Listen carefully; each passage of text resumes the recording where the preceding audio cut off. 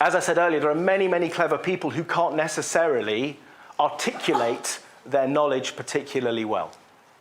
I could recommend a great book, The 7 Habits of Highly Effective People. It goes into this in quite some detail. But it's amazing how many people are preparing their presentations in the taxi on the way to the venue. Yeah? If you want to be knowledgeable, you've got to allow it to sort of sit in your head for a period of time. So for example, I'm training someone, a friend of mine, to deliver a best man speech in November. And the reason I'm training him to deliver a best man speech in November, I said, if you start now, you'll enjoy it. If you start in November, you won't enjoy it. And I think that's the key. Good communication needs to come out naturally, like it would if you're having a conversation with a friend. And if you can do that, it's far more likely that people are going to find you agreeable and relaxed and comfortable.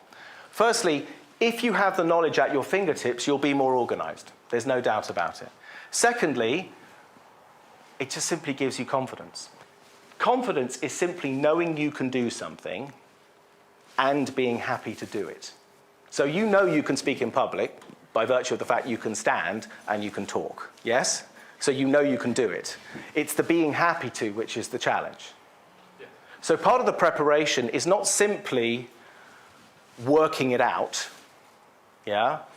It's being able to articulate it in a way that it sits really comfortably in your brain. Would you agree? And can I ask you, do you procrastinate when it comes to speaking in public? Do you put it off? Absolutely. So it's a huge challenge for people who don't want to do something. They will keep putting it off and putting it off. My suggestion is start immediately. If you have a speech in 2035, start today. Yeah? And I promise you, it will go really well. All right, good. So you'll be more confident. You'll also be more in control socially. You're going to meet literally thousands of people in your career, aren't you? And sometimes it's just nice to know who they are. You don't need to know everything, but it's a good start if you have a clue who they are. I had a client who used to be global head of trading for one of the major investment banks.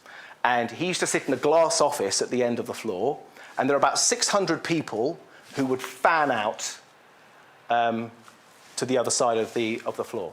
And I said to him, he said he didn't like to be social at all. He was quite the geek, very good at his job, but he didn't really like speaking in public, and he felt really nervous about it. So I said to him, how many people on this floor do you know? I said to the nearest 100, I shouldn't have been so ambitious. He only knew 13 people by name out of 600. It was shocking. And I said, well, this is maybe one of your issues.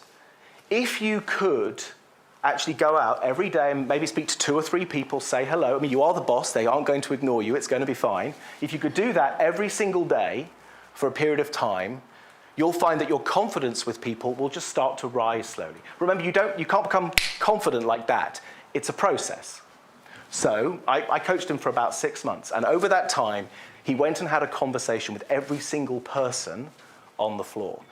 What was really interesting, his terror at speaking in public started to diminish because he knew people slightly better. You must have heard of the idea of rapport and building rapport with your audience.